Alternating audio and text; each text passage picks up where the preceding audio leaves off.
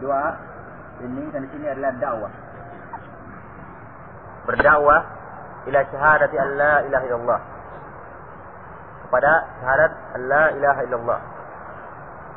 Tidak ada sembahan yang berhak disembah selain Allah. Baik. Bab ini Al-Imam rahimahullah ta'ala bawakan setelah bab al-khauf min asy-syirk. Bab tentang takut dari kesyirikan. Dan setelah bab ini pengarang akan mulai membawakan rincian-rincian dari tauhid dan rincian-rincian dari asyirk. Nah, jadi bab doa dan syahadat la ilaha illallah berada di antara bab al-khauf min asy-syirk dan antara bab tentang perincian bagaimana bentuk-bentuk tauhid. Penjelasan tauhid dan perinciannya, penjelasan syirik dan perinciannya. Jadi dia berada bab di tengah-tengah ini.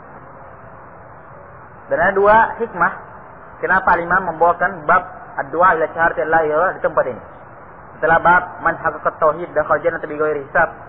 Siapa yang mentahqiq tauhid maka masuk surga tanpa hisab. Kemudian bab tentang takut dari kesyirikan. Kemudian beliau bawakan hadis ini, bab ini.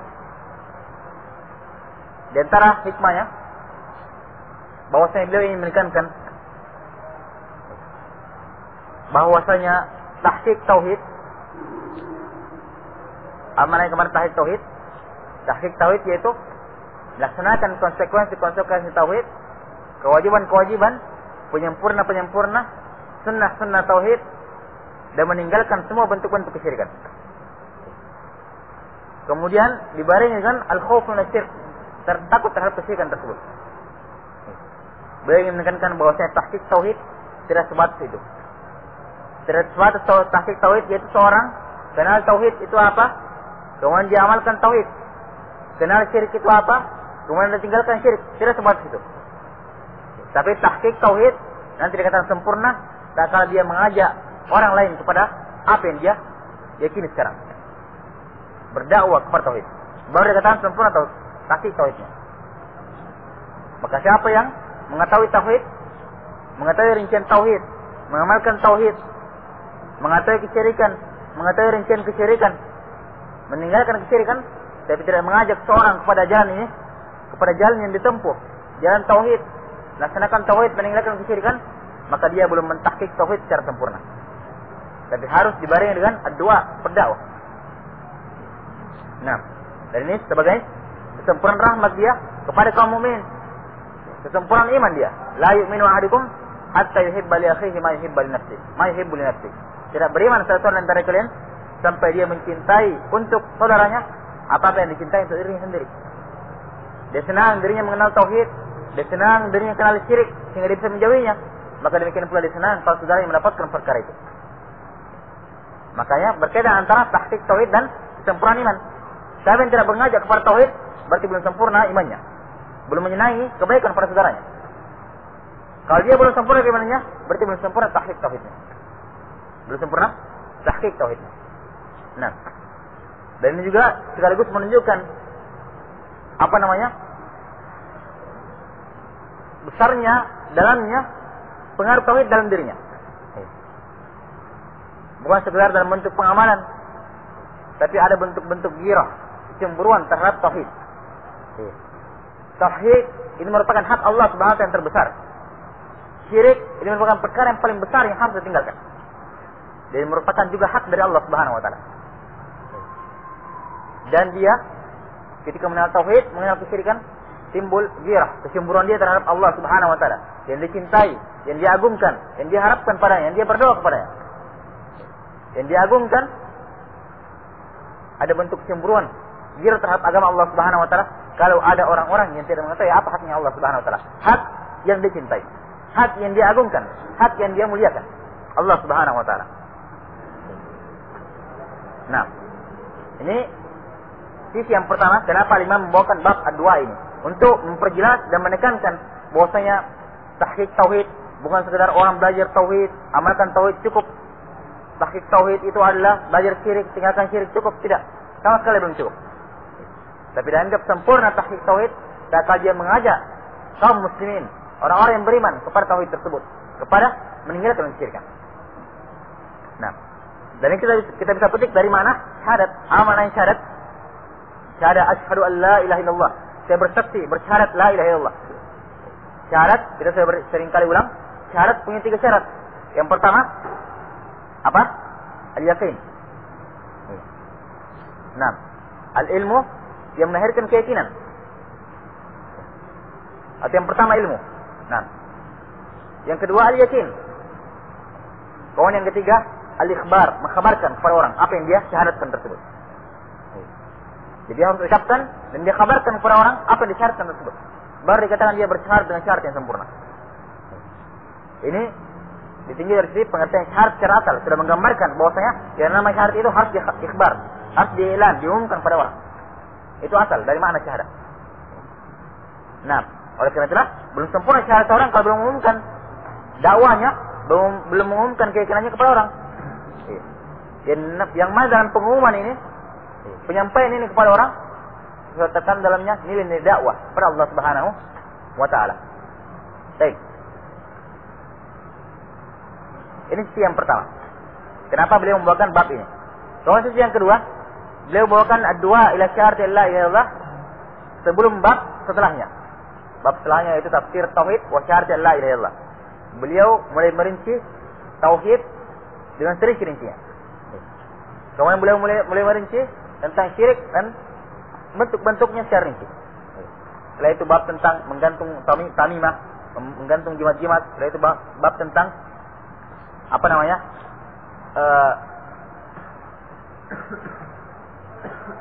Tentang ruqyah, kemudian tentang tabarruk, tentang bercari berkah, kemudian tentang zabah, penyembelihan, tentang nazar, tentang ini. Dari bentuk-bentuk ibadah dan dari bentuk-bentuk kesyirikan. Tapi sebelum beliau merinci semua tadi itu, beliau dahulukan ad-du'a ila syahadati la ilaha illallah. Sisinya, kenapa didahulukan? Beliau ingin mentambih bahwasanya berdakwah kepada Allah Subhanahu wa taala, berdakwah kepada tauhid harus secara rinci pula. Paham ya? Dan ini perkara yang perlu diperhatikan. Dakwah kepada tauhid harus secara rinci. Dakwah kepada kesyirikan harus secara rinci. Makanya beliau bawakan bab doa ila syahadati la ilaha illallah. Beliau bawakan dulu ini, setelah itu beliau bawakan tauhid secara rinci, syirik secara rinci. Mentambih. Doa itu seperti cara saya ini, yaitu tauhid rinci, syirik rinci. Karena doa kepada tauhid, berdakwah kepada tauhid itu ada 2 bentuk. Ada dakwah secara ijmal, secara global, ada dakwah secara terperinci. Bagaimana dakwah secara global? Dakwah secara global yaitu kita harus mentauhidkan Allah, kita harus menyembah Allah, kita harus meninggalkan kesyirikan, tinggalkan semua sembahan selain Allah, tinggalkan berhala-berhala, tinggalkan ini dan itu. Tidak boleh menyembah kepada nabi, tidak boleh menyembah kepada malaikat. Ini dakwah global ini. Dakwah tauhid secara global. Secara global. Dakwah tauhid secara rinci yaitu apa itu ibadah, bagaimana bentuk-bentuknya, bagaimana itu ibadah-ibadah yang harus dilakukan kepada Allah Subhanahu wa taala, bagaimana bentuk kesyirikan kepada nabi, bagaimana bentuk kesyirikan kepada orang soleh. Ini rinci seluruhnya. Bagaimana masalah tabarruk, bagaimana masalah wasilah, bagaimana masalah syafaat, rinci seluruhnya. Ini 2 bentuk tauhid. Dan dakwah sunnah, mereka berdakwah kepada tauhid dengan tafsil, rinci. Dan yang beliau bawakan di sini, Imam Muhammad bin Abdul Wahhab. Berbeda dengan kelompok-kelompok hizbiyah di zaman ini. Mereka dakwah kepada tauhid la ilaha illallah, tapi dakwah mereka dakwah ijmali, dakwah global. Kenapa dicerita Ikhwanul Muslimin? Ikhwanul Muslimin mengajarkan kitab tauhid, mengajarkan usul salasah. Kenapa dicerita ini dan itu? Mereka juga mengajarkan tauhid, berdakwah kepada Allah. Nah, mereka juga mengajarkan kepada harus menyembah kepada Allah, tinggalkan kesyirikan. Kenapa dicerita? Mereka juga dakwah kepada tauhid, sama kepada kita. Kita katakan tidak sama.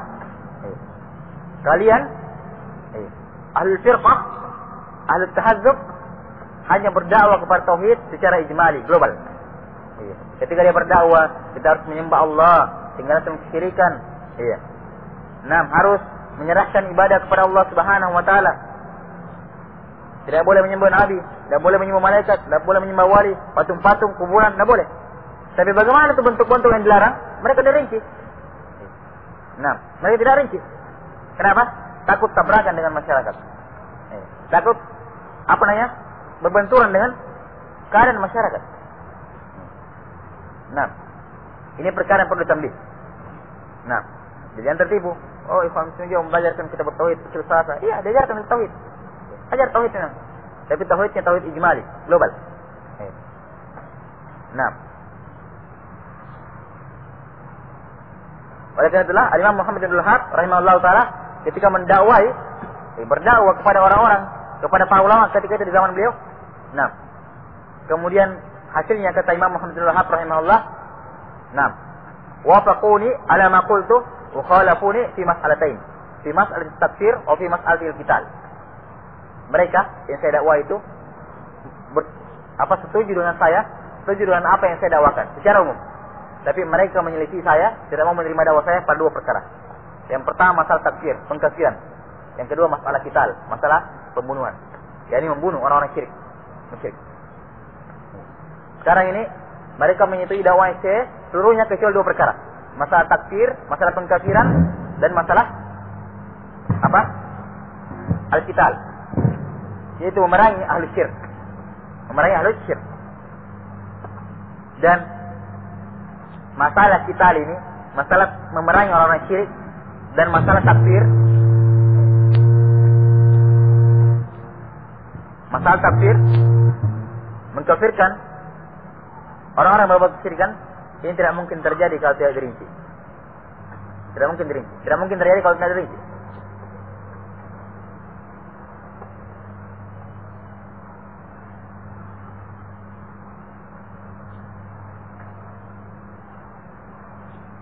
Baik. Jadi ini, kalau orang sekedar mengajak kepada Allah Subhanahu wa taala, berdakwah, harus berdoa kepada Allah, harus beribadah kepada Allah. Nah, meninggalkan semua sembahan selain Allah. Tidak boleh menyembah kuburan, tidak boleh menyembah nabi-nabi, tidak boleh menyembah malaikat, tidak boleh menyembah orang soleh. Nah, maka semua orang sepakat, tidak ada orang tersepakat masalah ini. Siapa yang mengingkari dia menyembah kesyirikan hanya kepada Allah di zaman ini? Di zaman musyrikin dan lagi, sekarang di zaman ini. Siapa yang ketika dikatakan, ayo sembah kepada Allah, jangan sembah selainnya? Siapa yang tidak mau orang Islam? Tidak ada yang tidak mau, akan setuju. Tadi dikatakan, jangan kamu sembah Nabi. Tidak ada yang mau menyembah Nabi. Ya? Siapa mau menyembah Nabi? Tidak ada, karena orang tahu sembah itu hanya kepada Allah. Tidak ada orang musyrikin, orang kaum muslimin sekarang, orang awamnya, ketika dikatakan, jangan sembah Nabi. Tidak ada yang tidak sepakat. Sepakat semua, tidak boleh sembah Nabi. Ketika dikatakan tidak boleh menyembah orang soleh, sepakat semua, tidak boleh menyembah orang soleh. Dikatakan tidak boleh menyembah malaikat, sepakat semua, tidak boleh menyembah malaikat. Kuburan harus tinggalkan, sepakat, kuburan harus tinggalkan. Tapi bagaimana itu? Kapan dikatakan menyembah Nabi? Kapan dikatakan menyembah malaikat? Ini mereka tidak rinci. Karena kapan dirinci akan dituruti oleh manusia. Nah, orang tidak tahu ternyata minta syafaat kepada Nabi syirik. Menyembah Nabi sudah. Kenapa mereka tidak tahu? Tidak dirinci oleh dai-dai tersebut. Mereka tidak tahu ternyata mentaati orang-orang soleh dalam perkara-perkara yang menyelisih Allah Subhanahu wa taala dan Rasulnya sebagai bentuk penyembahan kepada mereka, besar maupun kecil, bentuk penyembahannya. Mereka tidak tahu buruh terhadap orang soleh ini wasilah kepada syirik kecil, kepada syirik akbar, wasilah kepada syirik akbar. Tidak tahu mereka. Kenapa? Tidak dirinci oleh para dai tersebut. Nah, tidak dirinci oleh para dai tersebut. Oleh karena itulah, ini perkara poin perlu diperhatikan. Dakwah kepada tauhid tidak cukup secara global. Harus dirinci dengan serinci-rincinya, detail dengan detail-detailnya. Nah, bagaimana tauhid? Kepada Allah Subhanahu wa taala, menyembah kepada Allah. Apa bentuk-bentuk ibadah yang diserahkan kepada Allah? Ini. Sebutkan seluruhnya. Tidak boleh menyembah malaikat. Bagaimana cara menyembah malaikat? Dirinci. Tidak boleh menyembah Nabi. Bagaimana cara menyembah Nabi? Dirinci. Tidak boleh menyembah orang soleh. Bagaimana cara menyembah orang soleh? Dirinci. Supaya jelas tauhid, jelas kesyirikan. Nah, oleh karena itulah dakwah tauhid pada global ini dakwah sifat dakwahnya orang-orang yang jauh dari tauhid. Tidak mengenal hakikat tauhid dan belum tertanam tahqiq tauhid dalam diri. Dakwah-dakwah yang ingin takut dicilah. Bersamaan itu takut dikatakan tidak berdakwah kepada tauhid, sehingga dia berada di pertengahan. Tidak mengikuti manhaj salaf, dan tidak mau juga dikatakan seperti itu. Nah, Maka dakwah kepada tauhid itu adalah dakwah kepada afrad tauhid, pada afrad tauhid. Apa namanya? Satu persatu inti-inti bentuk ibadah. Dan dakwah kepada tauhid itu adalah merinci dakwah kepada untuk meninggalkan afrad syirik. Poin-poin kesyirikan satu persatu. Maka nanti akan lihat bagaimana rinci dakwah beliau itu. Sampai dalam masalah lafaz tidak boleh mengucapkan la ilaha illallah wa fulan. Sampai dalam masalah tauhid tidak boleh bersumpah dengan menggunakan nama Allah Subhanahu wa taala walaupun sekedar lisan. Sampai dalam kalimat seandainya bukan ini, seandainya bukan itu. Apa yang Allah inginkan dan apa yang kau inginkan. Sampai dalam masalah lafaz. Orang mungkin tidak akan meyakini. Lafaz saja dirinci. Tidak boleh itu. Syirik. Lihat bagaimana rinci dakwah beliau. Beginilah ayat-ayatnya. Bukan merinci atau bukan secara mengglobalkan perkara. Karena semuanya orang akan sepakat di situ. Nah, dan dakwah itu akan tertolong bertamayyuz dengan berbeda. Dengan sering-sering. Baik, ini apa namanya? Dua faedah. Kenapa beliau membawakan bab ad-du'a ila syahadat la ilaha illallah di tempat itu? Setelah beliau menyebutkan tauhid dan sebelum beliau merinci tauhid dan syirik, ditempatkan doa ila syahadat la ilaha illallah dengan dua maksud tadi. Maksud yang pertama saya ulangi, untuk mentambih tahqiq tauhid tidak cukup sekedar dirinya saja. Memperbaiki dirinya, tegas memperbaiki orang lain.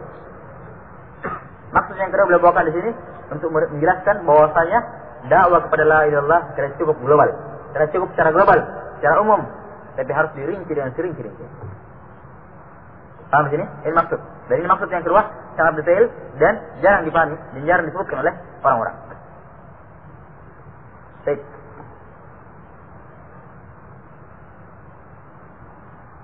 Dan ingat, tauhid itu umumnya tauhid rububiyah, tauhid uluhiyah, tauhid asma wa sifat. Begitu pula ketika mendakwakan tauhid asma wa sifat, dirinci juga. Person atau apa? Poin-poin sifat-sifat Allah yang ditetapkan, poin-poin nama-nama Allah yang ditetapkan, dirinci. Ketika menyebutkan pelanggaran-pelanggaran dalam masalah sifat, dirinci pula. Jangan juga kan. Tidak boleh bertanya tentang Allah, tidak boleh menyerupakan Allah, tidak boleh menafikan sifat-sifat Allah Subhanahu wa taala, nama-nama Allah Subhanahu wa taala. Bagaimana bentuk penafiannya? Dirinci. Tahrif bagian dari ta'wil dan ta'til dan lain-lainnya. Ini dibahas dalam kitab-kitab asma wa sifat. Baik. Kemudian beliau rahimahullah taala membawakan ayat yang pertama dalam bab ini. Kata beliau, wa qala Allah taala, dan firman Allah Subhanahu wa taala, "Qul hadhihi sabili ad'u ila Allah ala basiratin ana wa man ittaba'ani wa subhanallahi wa ma ana minal musyrikin." Dalam akhir dan surah Yusuf, ayat-ayat yang terakhir. Katakanlah Muhammad, dan firman Allah taala, "Qul," katakan wahai Muhammad, "hadhihi sabili," ini adalah jalanku. Ad'u ila Allah, apa jalanku? Saya berdakwah kepada Allah, mengajar kepada Allah. Ala basirah, di atas basirah. Ana, ini adalah jalanku, wa man ittaba'ani, dan orang-orang yang mengikutiku. Dan siapa saja yang mengikutiku.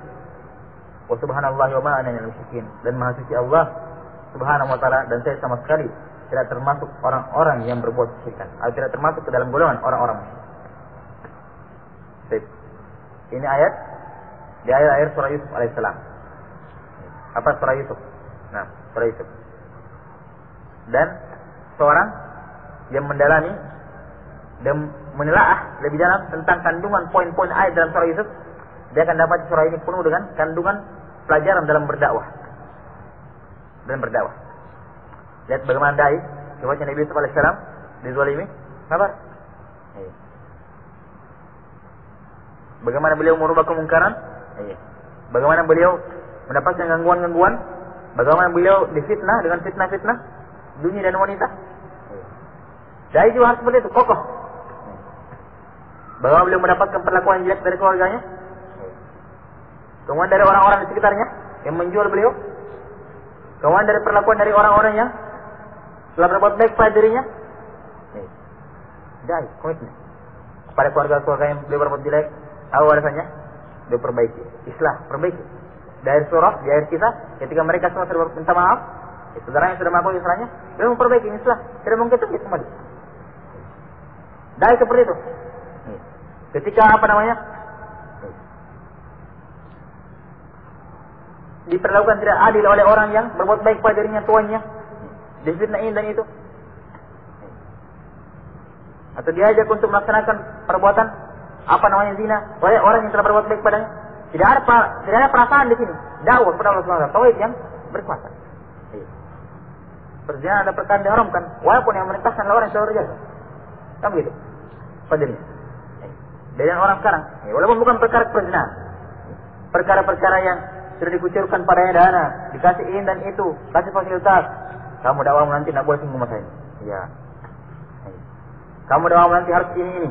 Kamu kantor orang ini. Iya. Dikasih dana kamu pokoknya. Dakwahnya saya ngatur. Dan seperti itu. Lihat Nabi SAW diperintahkan pada perkara yang mungkar. Orang yang telah berbuat baik pada dia. Orang yang telah menyelamatkan dia, memelihara dia dari kecil sampai besar. Berarti apa? Tidak ada masalah mubal dalam hal itu. Tidak ada perkara sungkan-sungkan dalam masalah perintah Allah Subhanahu wa taala. Perintah Allah Subhanahu wa taala. Tidak. Bagaimana kesabaran beliau menghadapi mad'u, orang yang beliau ajak itu macam-macam, beraneka ragam orang-orangnya. Sabar. Sampai terkena masuk penjara ini lainnya. Sabar. Nah, begitu pula di akhir surah tentang bagaimana para rasul.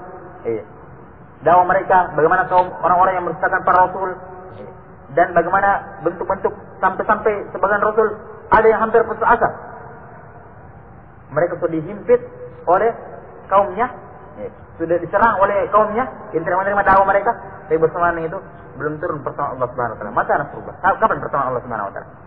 Kemudian Allah turunkan pertolongan. Bagaimana keadaan dai tersebut? Ini surah Yusuf pada salam betul-betul kisah azimah. Kisah yang sangat besar bagi seluruhnya. Apakah dia bagi sifatnya bagi untuk laki-laki, untuk perempuan, apakah dia untuk pribadi, atau untuk secara kemasyarakatan, apakah dia sebagai mad'u yang diajak ataupun yang dia dai yang mengajak, semua pelajaran ada dalam surah ini. Nah, dan diantara faedah atau Allah SWT menuntut surah Yusuf alaihissalam ini dari akhir surah dengan satu kaidah yang sangat mengglobal, kaidah yang universal, kaidah yang mencakup segala sesuatu dalam bidang dakwah. Qul, ini perintah dari Allah Subhanahu wa taala kepada Nabi-Nya. Qul, katakan. Kemudian dari surat di akhirnya apa? Wa man ittaba'ani, dan ini adalah jalannya orang yang mengikut saya. Berarti perintah ini, qul ini katakanlah, ini diperintahkan kepada Nabi dan orang-orang yang mengikuti beliau. Orang yang mengikuti beliau harus mengucapkan ini. Katakan, walaupun asalnya kepada Nabi Muhammad SAW, tapi dikatakan nanti di akhir ayat, wa man ittaba'ani, dan orang-orang yang mengikuti. Artinya orang yang mengikuti beliau masuk dalam kategori perintah itu. Katakanlah Muhammad dan orang-orang yang mengikutimu. Mengapa mengikutimu? Hadhihi sabili. Ini adalah jalanku. Apa jalanku? Ad'u ila Allah. Saya berdakwah kepada Allah. Syarat yang pertama. Yang kedua, ala basirah. Basirah. Setelah itu beliau mempertegas. Setelah mengatakan sabili ini jalanku, beliau ulangi lagi. Saya ini, jalanku ini. Wa man ittaba'ani, dan orang-orang yang mengikutiku. Nah, dan orang-orang yang mengikutiku. Ini ada faedah yang luar biasa, menunjukkan bagaimana ciri-ciri pengikut hakiki dari para anbiya, pengikut hakiki dari para nabi. Khususnya Nabi Muhammad SAW. Rasulullah SAW, secara umum, semua umat Islam adalah pengikut beliau. Ya, secara umum, semua pengikut Islam, pengikut Islam adalah pengikut beliau. Yang baik imannya maupun yang kurang-kurang, yang taat maupun yang mujrim, secara umum pengikut Nabi SAW. Tapi lihat, tidak pernah disebutkan di ayat Al-Quran, di satu tempat, dalam Al-Hadis, di satu hadis pun beliau mentafsir bahwasanya itulah pengikut saya kecuali di sini. Menunjukkan inilah pengikut hakiki ini, pengikut sebenarnya. Walaupun yang lainnya pengikut, cuma inilah pengikut yang paling hakikinya. Karena beliau tidak pernah mentafsir di hadis, dan pernah diperintahkan dalam Al-Quran untuk berkata, ini adalah yang mengikutiku. Tidak pernah, kecuali dalam ayat ini. Wa man ittaba'ani, ini adalah jalannya orang-orang yang mengikutiku. Menunjukkan jalannya para anbiya, tidak cukup memperbaiki dirinya sendiri. Orang yang meniru para nabi, ittiba kepada nabi, tidak cukup memperbaiki diri sendiri. Tapi memperbaiki, ad'u ila Allah, saya berdakwah, memperbaiki orang. Tidak cukup. Siapa saya dakwah?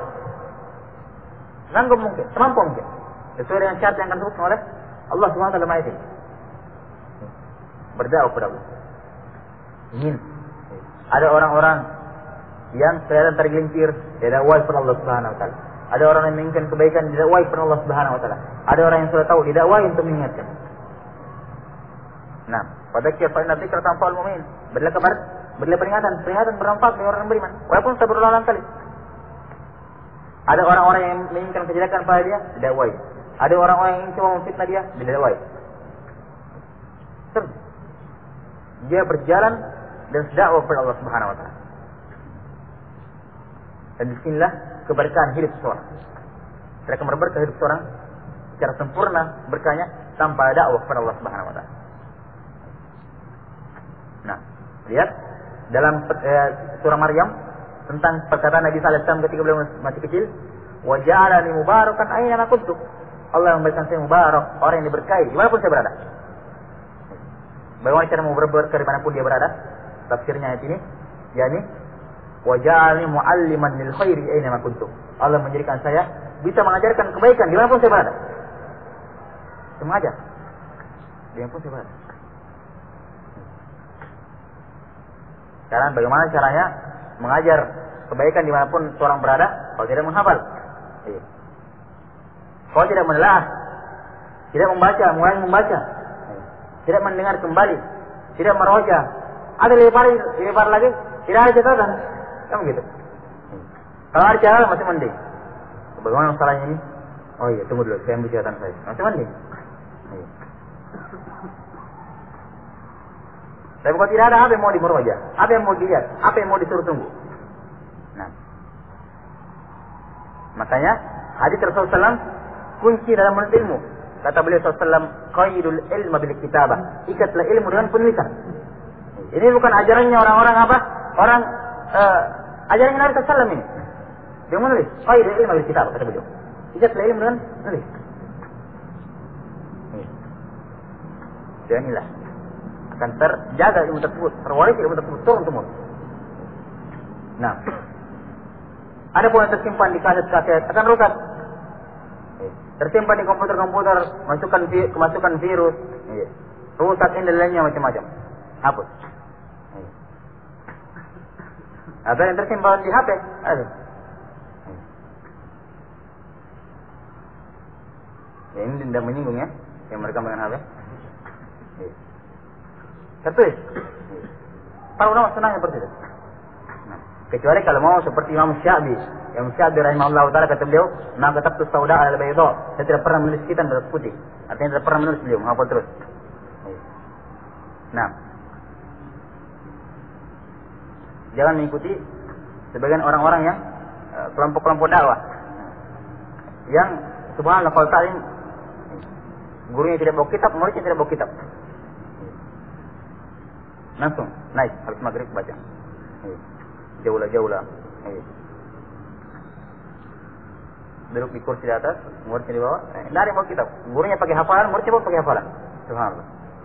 Tidak perlu ditiru seperti itu modelnya. Kalau hafal betul ya. Nah, maka ini mu'alliman lil khair aina ma kuntu. Saya bisa mengajarkan kebaikan dimanapun saya berada. Dimanapun dia. Bisa mengajarkan kebaikan. Dan sumber kebaikan adalah kitab was sunnah ala fahmi salaf. Dan pemahaman para ulama salaf. Baik.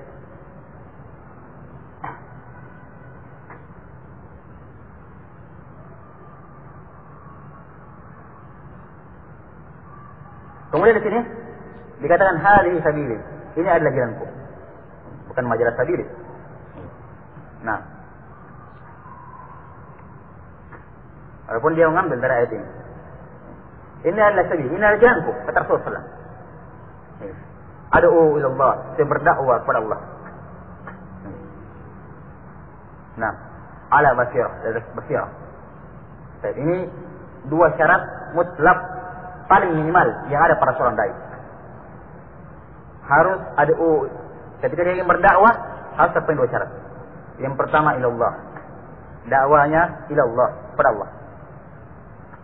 Yang kedua dakwanya ala basirah, atas basirah, atas ilmu.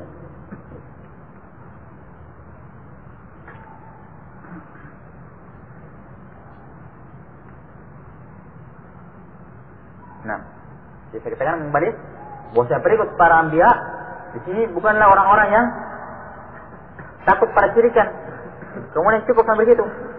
Bukan orang-orang yang kenal tauhid kemudian mengamalkan tauhid cukup sampai situ. Tapi dakwah pengikut para anbiya itu seperti ini. Aduh, saya berdakwah. Dan ciri yang kriteria dakwanya, syarat dakwanya, bentuk-bentuk dakwanya disebutkan ayatnya atau syaratnya dalam ayat ini. Yang pertama, adu'u ilallah, saya berdakwah kepada Allah. Yang kedua ada basirah, atas basirah, atas ilmu. Nah. Baik. Adu'u ilallah, saya berdakwah kepada Allah Subhanahu wa taala. Ingat ya, ini syarat mutlak. Syarat mutlak. Dan dakwah kepada Allah Subhanahu wa taala ini secara umum memiliki keutamaan yang luar biasa. Allah Subhanahu wa taala berfirman, "Wa man ahsanu qawlan mimman da'a ila Allah wa 'amila shalihan wa qala innani minal muslimin." Siapa yang lebih baik perkaranya daripada orang-orang yang mengajak kepada Allah Subhanahu wa taala. Wa 'amila shalihan, dan dia beramal dengan amal yang saleh. Dan dia berkata, sungguh saya adalah orang-orang yang muslim. Nah, la khairan fi katsirin min najwahum illa man amara bi sadaqatin aw ma'rufin aw islahin bainan nas. Tidak ada kebaikan sama sekali pada pembicaraan mereka. Ini an-nafyu wal isbat. Pahami kaidahnya? Nafyu wal isbat. Apa maknanya? Kalau nafyu wal isbat melahirkan apa? Pengkhususan. Tidak ada selainnya. Penafsirnya apa? La khaira fi katsirin min najwahum. Tidak ada kebaikan. La khaira ini khaira nakirah dalam penafsiran. Lanya sin lanya fil jins. Sehingga semua bentuk kebaikan tidak ada pada pembicaraan mereka. Fi katsirin min najwahum. Pada kebanyakan pembicaraan mereka tidak ada kebaikan sama sekali. Semuanya sia-sia, semuanya perkara kebiasaan, semuanya perkara yang tidak ada gunanya. Illa kecuali diperkecilkan. Menunjukkan ini saja yang ada kebaikannya. Selainnya tidak ada. Apapun yang dikerja, apa yang diucapkan, apapun tujuannya, apapun niatnya, tidak ada kebaikannya. Kecuali man amara bi sadaqatin, orang yang memerintahkan kepada sedekah. Aw ma'ruf, memerintahkan kepada yang ma'ruf, berdakwah. Aw islahin bainan nas, atau mengajak, memperbaiki di antara manusia, hubungan di antara manusia. Mendamaikan antara manusia. Tiga ini. Memerintahkan kepada yang sedekah, sedekahnya umum. Sedekahnya dalam bentuk harta, sedekahnya dalam bentuk perbuatan, sedekahnya dalam bentuk lisan. Cara perkataan baik ini seminimal sedekah masuk dalamnya. Aw ma'ruf, kebaikan. Kebaikan mencakup umum seluruhnya. Kebaikan yaitu melaksanakan tauhid beserta penyempurnanya, meninggalkan syirik beserta dengan penyempurnanya. Aw islahin bainan nas, mendamaikan antara manusia. Baik hubungannya dengan manusia. Tiga ajaran Islam, atur amalan Islam, ajaran Islam masuk dalam tiga perkara ini. Sedekah, ma'ruf, islah bainan nas. Selain ini tidak ada bisik-bisik, tidak ada pembicaraan yang bermanfaat. Semua saja. Nah, dan ini menunjukkan misalnya pahala berdakwah kepada Allah Subhanahu wa taala. Dan juga Rasulullah SAW dalam hadis, "Man da'a ila hudan, kana lahu mislu fa'il, kana lahu min al-ajr mislu fa'ilihi." Siapa yang mengajak kepada hidayah baginya, maka baginya pahala seperti orang-orang yang mengikutinya. Orang-orang yang mengerjakannya. Nah, man sanna fil Islam sunnatan hasanah falahu ajruha wa ajru man 'amila biha wa la yunqas min ujurihim syai'a. Siapa yang mengajak membuat sunnah dari Islam, sunnah yang baik. Yakni sunnah yang baik di sini adalah menghidupkan sunnah yang mati. Sudah ada sunnah ya, bukan buat sunnah baru. Sudah ada sunnah yang dari Nabi, cuma ditinggalkan oleh orang, dihidupkan. Maka manusia mengikutinya, maka baginya pahalanya dan pahala semua orang yang mengikutinya sampai hari kiamat dan tidak dikurangi. Pahala mereka sedikit juga. Ini pahala dari berdakwah kepada Allah Subhanahu wa taala. Nah, dan berdakwah kepada Allah Subhanahu wa taala itu faedah umum. Ada faedah-faedah rinci yang kembali kepada diri seorang. Dengan berdakwah kepada Allah Subhanahu wa taala, dia bisa semakin mempermantap keyakinannya. Dengan berdakwah kepada Allah Subhanahu wa taala, dia semakin memperkuat hafalannya terhadap ilmu yang diajarkan tersebut. Karena dan ini bukan sekedar teori, praktek kenyataan. Orang mengajarkan sesuatu ilmu, sudah ada akan dakwakan lebih lengket daripada dia mengulangi 1000 kali. Dia meroja 10 kali, 1000 kali. Atau kita misalnya, sudah selesai dia pelajari, dia ajarkan kepada orang, lebih bermanfaat daripada dia kalau mengulangi 10 kali itu bahkan lebih. Lebih cepat lengketnya. Ini faedah yang kembali kepada diri dia sendiri, dari setiap hafalan. Nah, yang banyak faedah berdakwah kepada Allah Subhanahu wa taala. Baik. Syarat yang pertama, ad'u ila Allah, saya berdakwah kepada Allah Subhanahu wa taala.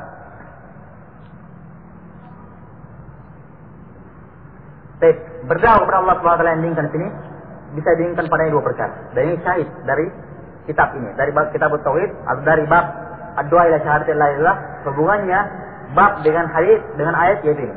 Ad'u ila Allah, saya berdakwah kepada Allah. Dan tinjauan ad'u ila Allah bisa ditinjau dari dua sisi. Sisi yang pertama, ad'u ila Allah, saya berdakwah kepada Allah, yaitu ad-da'watu ila Allah, da'watu ila tauhid. Saya berdakwah kepada Allah yaitu dakwah kepada mentauhidkan Allah Subhanahu wa taala. Ini yang pertama. Jadi mengajak manusia untuk berkumpul di bawah kalimat tauhid. Mengajak manusia untuk berkumpul di bawah kalimat tauhid. La ilaha illallah. Ini mana? Ad'u ila Allah. Jadi inti dakwah saya la ilaha illallah. Itu mana ya? Ad'u ila Allah yaitu ad'u ila yuwahhidullah. Bagaimana bentuk perincian ad'u ila Allah? Mana yang pertama ini? Akan datang perinciannya dalam dua hadis ini. Yang akan datang. Yang pertama hadisnya Mu'ad, yang kedua hadisnya Khalid bin Sa'd as-Sa'idi. Hadisnya Mu'ad ketika dikirim ke Yaman, dan hadisnya Ali bin Abi Thalib ketika dikirim ke Yaman juga. Nah, perincian dakwah tentang ilallah, berdakwah kepada Allah, dakwah kepada tauhid, dirinci dalam hadis itu. Akan datang penjelasannya. Nah.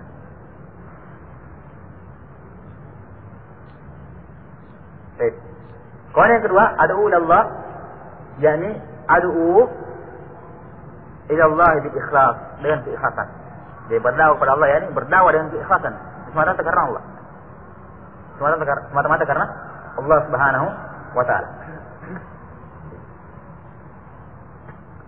Ini adalah perkara yang paling penting dibutuhkan setiap oleh orang yang berdakwah kepada Allah Subhanahu wa taala, bahkan oleh semua orang yang menyembah kepada Allah Subhanahu wa taala. Ikhlas. Nah, ikhlas kembali kepada perkara tauhid. Artinya, ingat dakwah itu ibadah. Dakwah itu ibadah. Sebagaimana ibadah-ibadah lain bisa kemasukan syirik, dakwah pun bisa kemasukan syirik. Jadi kadang ada orang berdakwah kepada Allah tapi syirik dia. Kadang ada orang yang memerintahkan untuk bertauhid kepada Allah tapi dia yang berbuat syirik. Kadang ada orang yang memerintahkan kepada memerintahkan untuk menjauhi kesyirikan, tapi dia sendiri dalamnya. Dia yang terjatuh di dalam. Maka ad'u ila Allah ini mentambih untuk ikhlas kepada Allah Subhanahu wa taala dan berdakwah kepada Allah ikhlas. Nah, karena di antara orang-orang ada yang berdakwah kepada Allah, mengajarkan kita tauhid, tapi untuk syuhrah, untuk terkenal, agar dirinya diangkat. Nah, agar kalau dia datang disiapkan tempat yang paling luas, disiapkan alat, agar kalau dia datang orang lain di depannya tunduk-tunduk. Nah, kalau dia minta tolong dipenuhi, kalau dia minta yang diberikan. Di satu sisi berdakwah kepada Allah karena dunia. Nah, kenal, terpandang, dikagumi, ditokohkan, dielu-elukan. Nah, karena fitnah syahwat.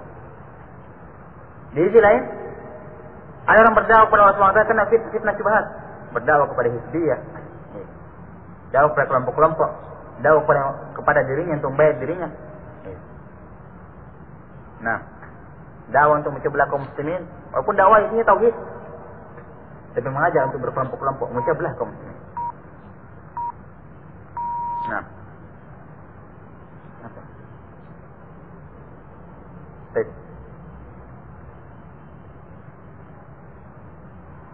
Maka ad'u ila Allah, mana yang kedua itu ikhlas. Wa ma umiru illa ya'budullaha mukhlishina lahu din. Maka tidak diperintahkan kecuali untuk mengikhlaskan ibadah tersebut hanya milik Allah. Qul lillahi dinul khalis. Katakanlah hanya milik Allah Subhanahu wa taala agama yang lurus, agama yang ikhlas. Hanya milik Allah Subhanahu wa taala. Baik. Kemudian terkandung dalam makna ikhlas apa? Ini nanti kita akan bahas di hadis Khalid bin Sa'd as-Sa'idi tentang wasilah-wasilah kaifiat dalam berdakwah. Karena ingat dakwah itu ibadah, dan ibadah secara umum tidak diterima kecuali dengan dua syarat, ikhlas dan mutabah. Kapan ada orang yang berdakwah kepada Allah ikhlas, yang dia isinya adalah isi keikhlasan, mengajak kepada tauhid, meninggalkan kesyirikan, dia ikhlas hanya kepada Allah, tapi materinya metode lewat film, lewat wayang golek, lewat musik, lewat ini, maka semuanya adalah dakwah yang sia-sia. Lewat jalan-jalan fitnah, lewat jalan-jalan kemungkaran, untuk berdakwah, memperbaiki, mendakwai katanya. Tidak ada. Tidak akan ada sini dakwah ini di sisi Allah Subhanahu wa taala. Walaupun ikhlas. Baik, ini juga insyaallah kita akan bahas dalam hadis-hadis Sa'idi tentang wasilah-wasilah metode dalam berdakwah. Baik. Poin yang kedua adalah basirah, dari ilmu. Nah, ini perkara yang paling penting. Dimiliki oleh seorang, wajib bagi dia untuk berdakwah kepada Allah Subhanahu wa taala dari ilmu. Fa'lam. Baik. Dalam ayat Al-Quran disebutkan, "Wala taqfu ma laysa laka bihi ilm, inna as-sam'a wal basara wal fu'ada, kullu ulaika kana anhu mas'ula." Janganlah engkau bermauqif, bersikap, mengajak, bertindak, berucap pada perkara-perkara yang kamu tidak punya ilmu atasnya. Semuanya pendengaran, penglihatan, hati, semuanya akan dimintai pertanggungjawaban oleh Allah Subhanahu wa taala. Qul inna harrama rabbi al-fawahisha ma dhahara minha wa batan wal isma wal baghy bighairi al-haqq wa an tusyriku billahi ma lam yunzil bihi sultana wa an taqulu Allahi ma la taf'alun ay ma la ta'lamun. Katakanlah, tidak ada yang diharamkan oleh Rabbku kecuali perkara-perkara berikut. Yang pertama, al-fawahish, perkara-perkara jelek, mungkar, yang nampak maupun yang tersembunyi. Fawahish itu diintilakkan untuk pembunuhan, perzinahan, riba, ini fawahish. Yang nampak maupun yang tersembunyi. Wal ismu wal baghy bighairi haqq, dosa dan al-baghy, penyelewengan, pelampuan batas, penyelewengan, kesewenang-wenangan, bighairi haqq, tanpa ada hak. Ini yang kedua. Yang ketiga, wa antu syiriku billahi ma lam yunzil bihi sultana, berbuat syirik kepada Allah Subhanahu wa taala, yang mana syirik ini tidak pernah turunkan burhan oleh Allah Subhanahu wa taala. Yang keempat, wa antaqulu Allahi ma la ta'lamun, kamu berkata-kata nama Allah Subhanahu wa taala sampai ini. Ada Ibnu Qayyim rahimahullah, dalam ayat ini Allah merinci dosa yang paling kecil sampai dosa yang paling besar. Dosa yang paling kecil al-fawahish. Dosa yang paling kecil bukan maksudnya dosa kecil, dosa besar semua ini dalam ayat. Cuma ini yang paling rendah. Al-fawahish, pembunuhan, perzinahan, riba, nampak maupun tidak nampak. Atasnya lagi ism, dosa wal baghy, pelampuan batas. Ism ini dosa kepada Allah, al-baghy dosa kepada manusia. Bighairi haq, yang mana semuanya tanpa hak. Atasnya ini antusyriku billah, syirik. Tapi ternyata ada perkara yang lebih besar dari syirik. Wa antaqulu Allahi ma ta'lamun, kamu berkata-kata nama Allah sampai ilmu. Di atasnya. Bukan menunjukkan bahwa secara umum lebih tinggi daripada syirik, tidak. Walaupun juga syirik dosa paling besar, tapi lebih di ataskan lagi ini, lebih ditinggikan lagi ini, lebih dibesarkan lagi ini dosanya ini. Taqaul Allah bighairi ilm, berkata-kata atas nama tanpa ilmu, karena al-fawahish tidak akan timbul kecuali ada taqaul Allah bighairi ilm. Dosa al-baghy, pelampuan batas, tidak mungkin ada kecuali dahulu ini bertaqaul Allah bighairi ilm. Syirik tidak mungkin ada kecuali ada ini, taqaul Allah bighairi ilm. Semua dosa asalnya ini berkata-kata atas nama tanpa ilmu. Bukankah orang menyembah para orang soleh karena taqaul Allah bighairi ilm? Mereka mengatakan Allah butuh perantara. Bukankah orang Yahudi, orang Nasrani musyrik karena mereka mengatakan Allah memiliki anak? Nah, bukankah orang-orang yang menyelisih perintah Allah Subhanahu wa taala karena taqaul Allah bighairi ilm? Macam-macam lah alasannya. Allah Maha bertaubat, Allah Maha mengampuni dosa. Apa buat dosa? Taqaul Allah bighairi ilm. Ada perempuan batas, nanti saya ganti barang-barangnya, saya ambil dulu. Ini dalilnya. Fawahish, pembunuhan, perzinahan, bukankah lahir sampai semuanya lahirin karena taqaul Allah bighairi ilm? Tidak apa-apa, ini bukan haram, makruh gitu. Nah, ini kan ingin mendakwai, ingin memperbaiki orang, ingin menyelamatkan seorang. Taqaul Allah bighairi ilm. Asalnya itu, al-fawahish. Al-isman wal-baghy syirik. Asalnya taqaul Allah bighairi ilm. Maka menunjukkan berdakwah tanpa ilmu termasuk dosa yang paling besar. Maka jangan disepelekan. Dakwah itu bukan pekerjaan setiap orang. Nah, karena kalau dakwah diserahkan kepada sembarang orang akan rusak perkara itu. Nah, kata Rasulullah, "Sata'ti ala ummati sanawatun khadi'at atau khidaat." Akan datang pada umatku tahun-tahun yang menipu. Serta fiha al-kadhib, dibenarkan padanya para pendusta, wa yakadzau fiha shadiq, akan didustakan oleh orang, akan didustakan pada waktu itu orang-orang yang jujur. Kebaliknya, orang dusta dibenarkan, orang yang benar didustakan. Wa yu'tamanu fiha al-kha'in wa yakunu fiha al-mu'taman atau al-amin. Akan diberikan amanah orang yang pengkhianat dan akan dianggap pengkhianat orang-orang yang terpercaya. Wa taqallama fihi Ruwaybidah dan akan berbicara pada waktu itu Ar-Ruwaybidah. Apa itu Ruwaybidah ya Rasulullah? Kata beliau, ar-rajulul tafih yatakallamu fi amril am. Laki-laki yang bodoh yang berbicara dalam masalah umat. Berbicara masalah Dan kapan sudah muncul ini? Tunggu hari kiamat. Kata Rasulullah ketika ditanya kapan hari kiamat? Idza du'iyatil amanah. Kala amanah telah ditentarkan. Kapan amanah ditentarkan? Idza wusida al-amru ila ghairi ahli. Kala perkara sudah diserahkan pada bukan ahli. Sembarang sudah. Pegawai negeri bicara tentang politik Islam. Sarjana hukum bicara tentang hukum Islam. Apa yang tahu tentang hukum Islam? Lebih parah kalau sarjana pertanian baik bicara tentang agama. Agama nanti dikasih rusak. Agamanya. Semua berkomentar. Sarjana ekonomi tentang ekonomi Islam. Politik tentang politik Islam. Subhanallah. Bukan pada fakta. Bukan pada bidang itu. Bagaimana cara rusak agama tersebut. Nah. Dan bismillah muncul ketika sudah muncul seperti ini, muncullah perkara-perkara yang sangat ditakuti Rasulullah SAW. Akhafu ma akhafu ala ummati al-a'immatul mudillin. Perkara yang saya takuti dan termasuk perkara yang paling saya takuti atas umatku adalah imam-imam yang menyesatkan. Dalam hal lain katakan, akan datang nanti pada umatku du'atun ila abwabi jahannam, man ajabahum fadafuhu biha. Akan datang pada umatku nanti ada dai-dai, tukang ceramah, muballigh. Ya.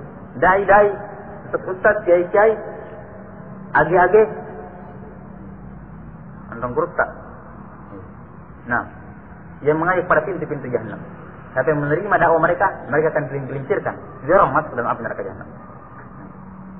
Nah, dan Rasulullah telah menegaskan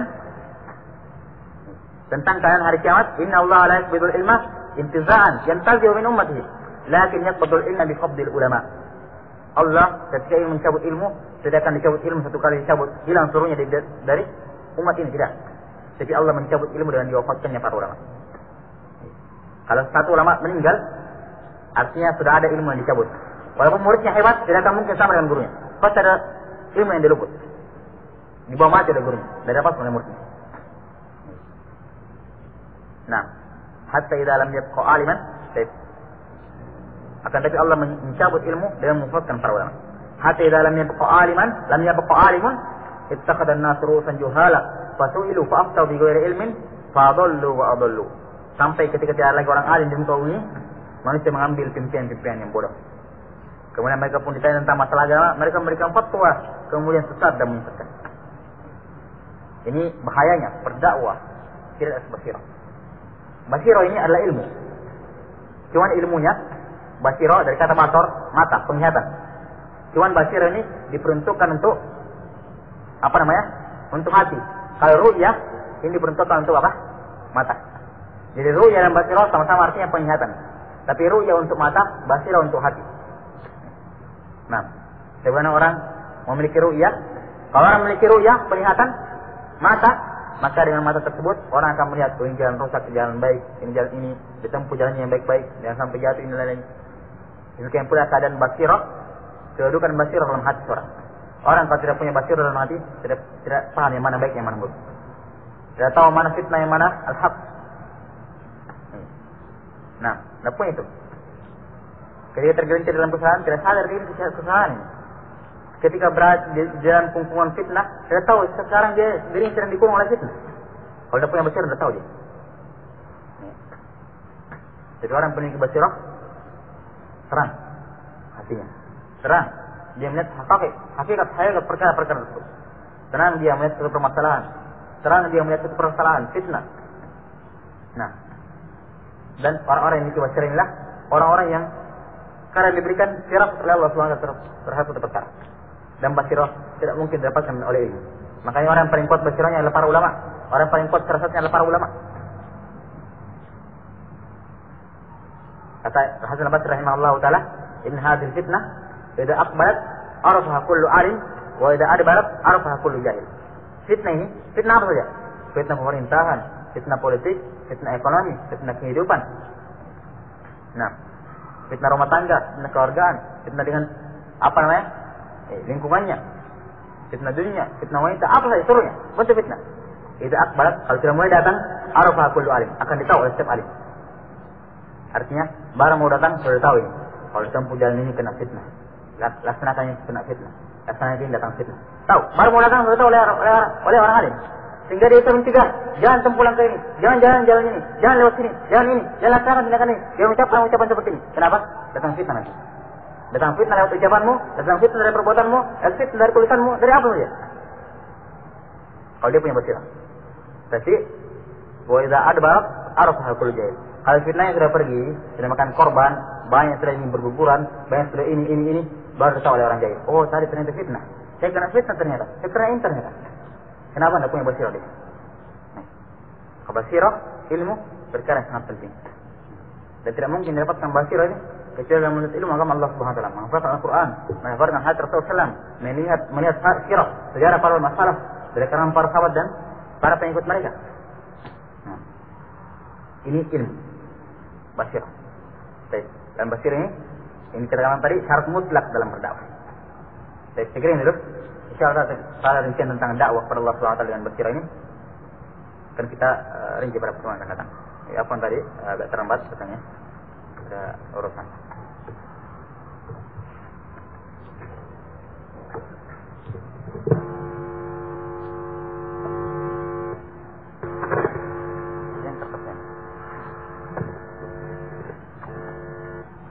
Saya bagaimana? Angkat tangannya yang belum hafal bab kedua. Harusnya si Malik. Saatnya dapat hukuman.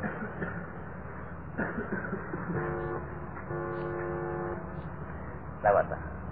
Ayo angkat tangannya. Tidak dihukum. Memangnya. Sudah semua? Iya, artinya sudah semua ya. Kalau ada angkat tangan. Santai. Hah? Belum? 1 orang? 2 orang? 3, 4? 4 orang. Sebentar. Apa hukum memakan makanan hewan sembelihan yang banyak beredar di pasaran, sementara kita tidak tahu apakah hewan tersebut disembelih yang menyebut nama Allah atau tidak? Asalnya boleh dimakan. Dan tidak ada kewajiban untuk merinci, untuk cek dan recheck, tahu dia baca basmalah tidak, dari kewajiban. Walaupun itu yang datang dari kita adalah orang tetangga kita, orang musyrik atau bukan orang musyrik ya. Orang musyrik tidak boleh dimakan. Orang Yahudi, Nasrani. Walaupun itu datang dari tangan kita Yahudi Nasrani, asalnya dimakan. Tidak perlu dirinci. Kamu tadi baca basmalah tidak? Tidak perlu ditanyakan. Artinya bukan tidak perlu, tidak syarat, tidak wajib untuk ditanya. Lain halnya kalau pas acara-acaranya, yang jelas sudah. Walaupun dia baca basmalah misalnya, tapi kalau pas acara-acaranya tidak boleh makan. Nah, lalu bagaimana pula dengan perusahaan ayam potong misalnya, yang melakukan pemotongan penyembelih dalam jumlah yang banyak? Apakah setiap kali memotong harus menyebut nama Allah? Ahsannya begitu, afdalnya setiap kali memotong begitu. Cuman kalau pakai mesin, saya ada fatwa begitu.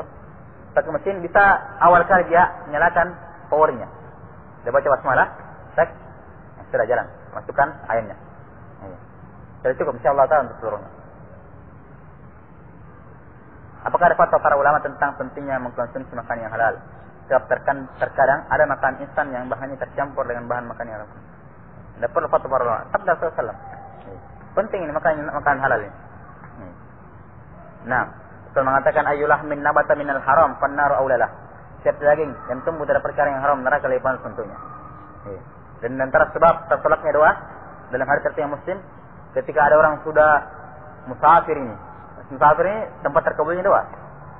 Habis makanannya, betul-betul puncak sudah minta kepada Allah Subhanahu wa taala. Habis makanannya kelaparan betul-betul. Ini waktu-waktunya tidak mustajab betul yang dikabulkan Allah Subhanahu wa taala. Diangkat tangan lagi. Yang kata Allah, hamba tidak ada seorang hamba yang mengangkat kedua tangannya kepada Allah Subhanahu wa taala, kemudian Allah mengembalikan tangannya dalam keadaan kosong, pas ada isinya. Artinya dikabulkan kalau diangkat tangan. Cuman kalau angkat tangan pada tempat-tempatnya. Atau tempat-tempatnya tidak boleh angkat tangan di situ kalau berdoa. Baik. Terkumpul semua syarat-syarat diwajibkannya terima doa. Tapi kata Rasulullah SAW, wa mat'amuhul haram, di antara pelanggarannya makanannya haram. Anna istajabalah, bagaimana mungkin dikabulkan? Nah, ada makanan-makanan instan di sini, maka diperhatikan baik-baik. Setiap orang muslim itu hati-hati dalam masalah makanan. Jangan terlalu balala. Lihat dulu apa konsumsinya, apa namanya, komposisinya dari mana. Nah, rinci dilihat. Nah, terutama bakso sekarang itu, semacam serba bakso ini. Berhubung daging naik, ya, daging yang murah-murah, yang gratis malah. Banyak daging kucing. Hati-hati makan bakso sekarang. Atau apa saja, diperhatikan baik-baik. Minum-minuman pun seperti itu, minuman-minuman yang apa namanya, pakai soda, jadi berbagai macam bentuknya. Lihat, yang saya mengandung perkara-perkara yang haramkan. Jadi kalau perlu ditanyakan. Nah, apa kosmetik pun seperti itu. Dilihat, ini halal haram, ada unsur alkohol atau tidak. Minyak wangi pun seperti itu, dan seterusnya. Bukan hanya perkara makanan, seluruhnya harus orang teliti dalam masalah-masalah apa yang halal.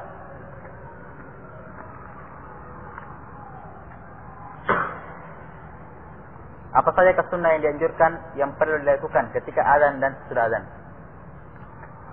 Bagi muadzin yang berazan, melakukan azan, kemudian pada hayya 'alas shalah, hayya 'alal falah, dia berputar kanan dan kiri. Yang berputar cuma kepalanya saja, badannya tidak ikut. Nah, kemudian pada waktu hujan disunnahkan menambah lafaz azan, as-salatu fi rihalikum atau as-salatu fi buyutikum. Nah, kalau salat subuh di azan yang pertama ditambahkan salatu khairum minan naum. Ini bagi muadzin. Kemudian setelah azan dia tidak membaca doa setelah azan. Doa setelah azan itu hanya berlaku bagi orang yang mendengar azan, bukan muadzinnya. Nah, ini kata-kata dalam hadis tidak sami'tum nida. Kalau kalian mendengar, artinya yang berlaku ini bagi yang mendengar, orang yang baca tidak. Setiap orang kalau sudah azan angkat tangannya baca. Dipasang lagi muka di mikrofon, didengar oleh orang.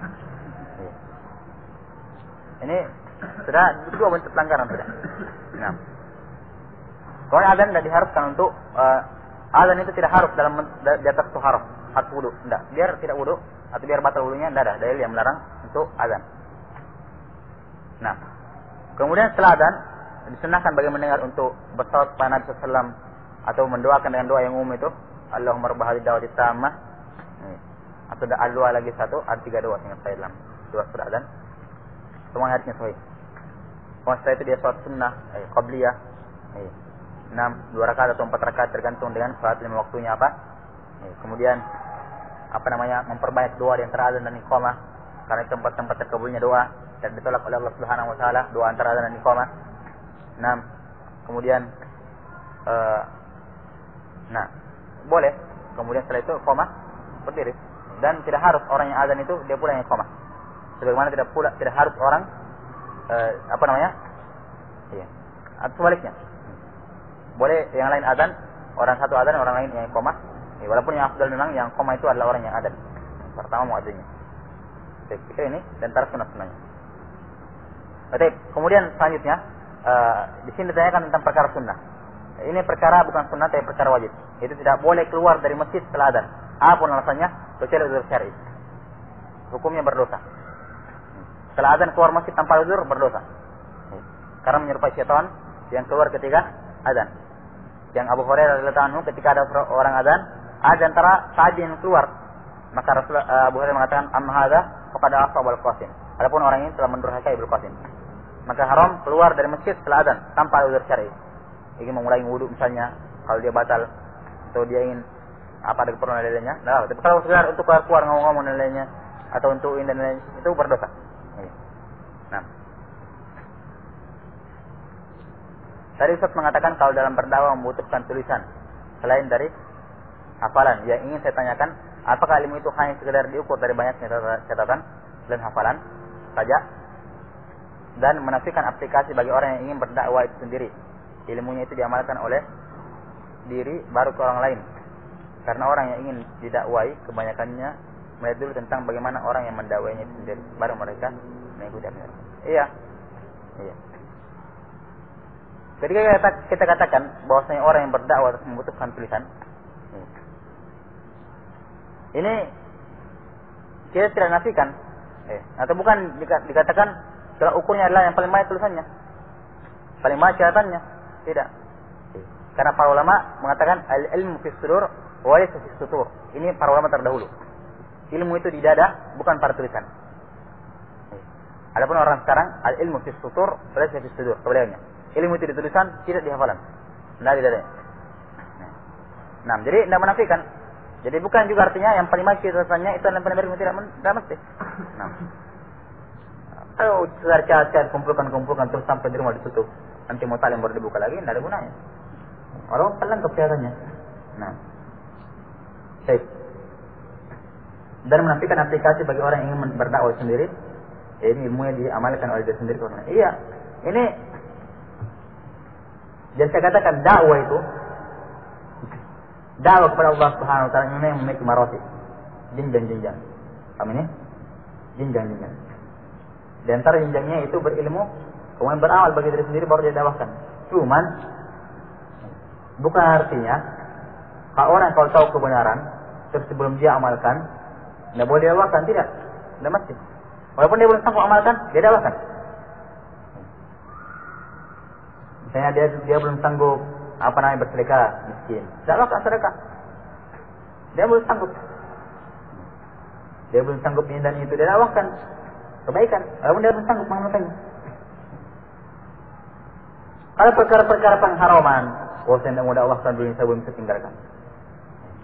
Ini bukan urusan, itu bukan urusan apa yang dari urusannya dengan itu. Jelas kamu tahu itu perkara yang haram, ada kewajiban untuk menyampaikan kepada orang. Kamu amalkan tidak amalkan, tinggalkan larangan tidak, itu urusan kamu dengan Allah. Kamu berdosa kalau kamu tidak tinggalkan. Ayat berdakwah tetap kewajiban kalau kamu tahu. Balighu anni walau ayat. Sampaikan kepada aku supaya dengan syarat tadi ikhlas dan berilmu. Supaya ilmu dia tahu dia pelanggaran ini, artinya berbuat pelanggaran. Saya tidak mau tunggu sebelum tinggalkan. Ini bukan urusan, tidak ada urusannya. Harus kamu dakwakan, bertahu. Adapun kamu menembus tinggalkan, itu urusan kamu. Sehingga kalau ada orang mengatakan dia tidak mau menerima dakwahmu, kenapa kamu sendiri melaksanakan? Kamu dapatkan dosanya. Orang tidak mau ikuti dakwah gara-gara kamu tidak mau melakukannya. Kan begitu? Lain kalau tergelincir ya tidak masalah. Tergelincir bukan tidak masalah. Tergelincir ya wajar, bertobat. Nah, maka dari kaitannya dengan pengamalan dan dakwah. Dakwah masalah lain, amal masalah lain. Walaupun memang di antara jenjang yang paling mulia, amal dulu baru dakwah. Seorang sempurna dakwah yang terima kalau dia sendiri bisa mengamalkannya. Jadi bukan menjadi patokan.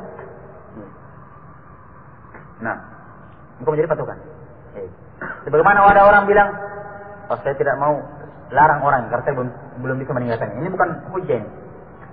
Kalau ada orang tergelincir di depannya, tidak ada orang tahu kecuali dia pelanggaran itu terus dia sampaikan, berdosa dia. Kenapa? Dia sampaikan itu pelanggaran. Orang tidak tahu itu pelanggaran gara-gara dia tidak menyampaikan. Bukan hujah nanti. Kenapa kamu tidak sampaikan pelanggaran ini? Padahal cuma kamu yang tahu. Kenapa kamu tidak sampaikan? Ya Allah, saya tidak sampaikan karena saya sendiri belum sanggup meninggalkannya. Ini bukan hujah. Nah, paham ini? Maka tidak ada sisi kelaziman, keharusan seperti itu. Walaupun memang berkaitan erat amal dan dakwah, cuman keharusan. Ilmu diketahui, diamalkan, didakwakan. Diketahui pelanggaran, diberitahukan supaya orang pelanggaran. Maksiat ini. Di samping dia berusaha untuk meninggalkan maksiat tersebut. Adapun orang terima atau tidak terima, itu bukan urusan dia, urusan Allah Subhanahu Wa Taala. Saya tidak terima ini karena kamu tidak bisa meninggalkannya. Kadang orang yang menolak itu dapat dosa, kadang pula orang yang mengajak itu mendapatkan dosa. Tanya, saran untuk hati-hati fitnah. Tidak bisa dakwakan. Atau didakwakan orang, hati-hati fitnah ini dan itu. Dia boleh sendiri tergelincir dalam fitnah tersebut. Hari ini dikatakan, tidak diterima. Kenapa? Cara yang mau diterima dia sendiri tidak melaksanakan. Ini Orang yang tetap berdosa kalau dia tetap melaksanakan fitnah tersebut. Kenapa? Karena tidak sangkut pautnya kamu meninggalkan fitnah dengan orang yang mengajak kamu meninggalkan fitnah. Tidak sangkut pautnya. Adapun fitnah itu urusan kamu dengan Allah. Adapun orang yang mengajak urusan lain. Tidak sangkut pautnya kamu. Nah, jadi kamu meninggalkan melaksanakan fitnah itu kamu dapat dosa. Apakah yang mengajak kamu itu laksanakan atau tidak? Tidak ada hubungannya. Demikian pula orang yang mengajak. Kadang ada orang-orang yang ingin kebaikan, ingin kebenaran, ingin meninggalkan itu, ingin melaksanakan itu. Tapi karena melihat orang-orang yang tidak mengamalkan sendiri, dia pun tidak. Akhirnya dia pun mendapatkan bentuk-bentuk kejelekan dari itu tersebut. Ada orang yang ingin meninggalkan kejelekan tersebut. Tapi mendakwai belum meninggalkan kejelekan. Akhirnya apa? Tidak tinggalkan juga. Gara-gara apa? Gara-gara ini orang itu.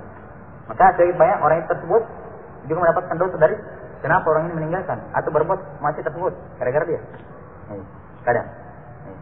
Nah, maka ini juga perkara yang perlu ditambah. Nah, ini kalau seperti ini alasannya, saya tidak mau dakwahkan karena saya belum amalkan. Saya tidak mau dakwah larang orang karena saya belum tinggalkan. Ini sama seperti orang belum mau pakai jilbab, belum bisa ikhlas. Sama ini. Asal mati suruhnya. Belum bisa ini. Saya tidak mau senangkan sunnah. Belum siap kayaknya mengerti. Tidak harus ini. Sunnah, perintah-perintah, larangan-larangan laksanakan. Tidak ada urusan dengan perkara-perkara tadi, semuanya berpisah. Walaupun satu dan lain saling berkait dari sisi tertib dan hubungan-hubungan yang erat. Walaupun tidak mengharuskan ini harus hari ini baru hari itu. Tidak. Nah.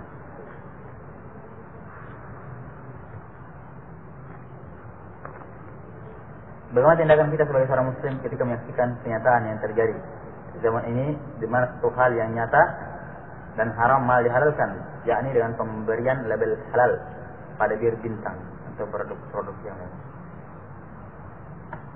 Ya, sikap kita seperti sikap yang kemarin sudah kita jelaskan, bahwa ini termasuk kemungkaran yang menyeluruh, menyangkut keumuman kaum muslimin. Maka tidak ada yang berbicara kecuali ulama dan pemerintah, kecuali kalau mereka sudah memfatwakan, ulama sudah memerintahkan, baru rakyat bertindak sesuai dengan perintah dan fatwa tersebut. Nah, adapun rakyat sekedar memberitahukan kepada pemerintah dan itu mendakwahkan kepada masyarakat ini tidak boleh dan lain-lainnya. Adapun tindakan tidak ada. Tindakan tidak ada, sebatas itu saja. Nah, dikembalikan kepada pemerintah yang memegang urusan tersebut.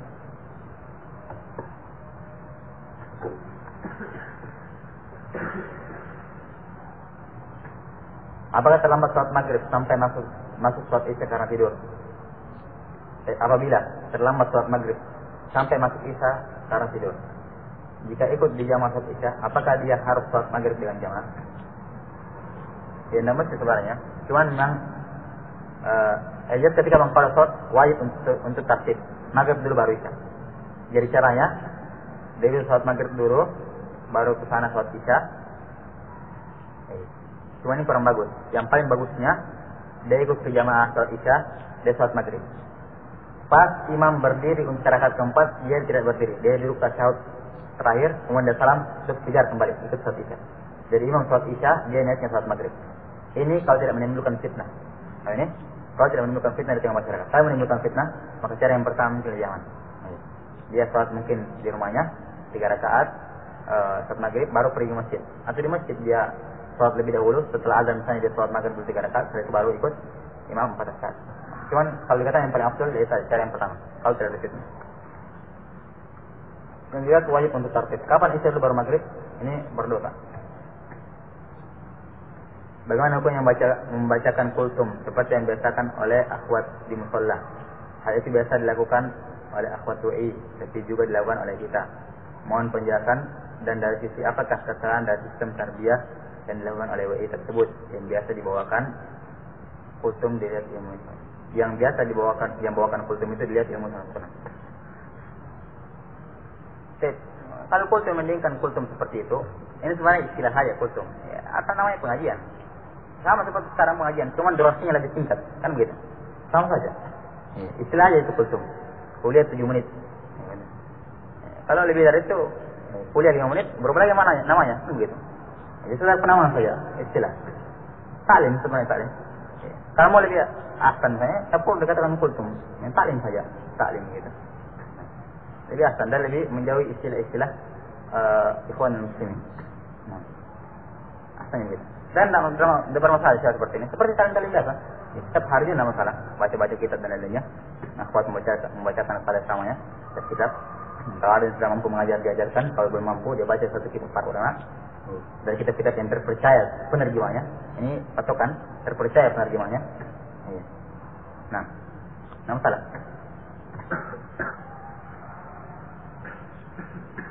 Dari siapa kesalahan si tarbiyah yang dilaksanakan tadi? Nah, apa namanya? Kalau tarbiyah akhwatnya saya sendiri belum pernah lihat. Belum pernah dengar dan belum pernah lihat. Cuman secara umum, tadi disebutkan sini yang biasa bawakan kultum dia ilmu sangat kurang. Ini berdakwah sampai ilmu. Kalau membaca tarbiyah jamaah namun saya diceritakan dulu juga tanya. Ada sebagian salimnya akhwat WI seperti ini. Dua orang yang ngajar. Satunya baca buku terjemahan. Atau apa namanya? Satunya pegang Al-Quran, satunya pegang terjemahnya. Jadi kalau pengajarnya Marabi harus baca Al-Quran, Marabi yang terus baca terjemahnya. Ini cara mengajarnya seperti ini. Ya, tidak menyimpang sebenarnya, tidak salah. Cuma ini bentuk-bentuk menunjukkan masih belum siap, belum cukup, belum mampu untuk saling seperti itu. Ya, kalau belum mampu, tidak dipaksa-paksakan. Nah, belum dilihat dari sisi apa isinya itu, kita apa yang diajarkan. Itu belum dari sisi ya. Kalau dilihat dari sisi sirriyahnya, ya. Kalaupun dikatakan sudah tidak ada, umumkan taubatnya, kan begitu. Umumkan karena sirriyahnya sudah tersebar. Dan pada kalangan para ulama, suatu kesalahan kalau sudah tersebar tidak cukup dianggap taubat, kalau taubat sembunyi-sembunyi pada dia sendiri, pada ikat teh. Tidak cukup, harus disebarkan juga. Nah, sudah berubah dari dalam, sudah diperbaiki. Tapi yang tahu orang-orang dalam saja, itu pun kalau betul-betul perbaiki. Mana masyarakat yang sudah terlanjur kenal dakwah-dakwah kalian rusak dulu. Kenapa tidak diberitahu tentang perbaikannya itu? Nah, itu intinya dari banyak sisi. Ingat itu diantara bentuk-bentuk. Jadi kita kesalahannya bukan dari si taklim namanya kultum atau namanya tarbiyah anda. Penamaan itu asalnya kadang baik kadang buruk, tergantung digunakan untuk apa dan apa isinya. Sehingga dilihat dari bentuk-bentuk taklimnya, apa isinya, bentuk-bentuk pelaksananya, siapa yang mengajar, itu aja yang diperhatikan insyaallah. Jelas kapan itu kesalahan? Belum diumumkan taubatnya, masih terangkap itu kesalahan. Sepanjang belum diumumkan taubatnya. Walaupun sudah tidak ada lagi sekarang, tetap kesalahan. Sepanjang belum diumumkan. Kira itu. Alhamdulillah, la ilaha illa anta astaghfiruka wa atubu ilaik. Alhamdulillah.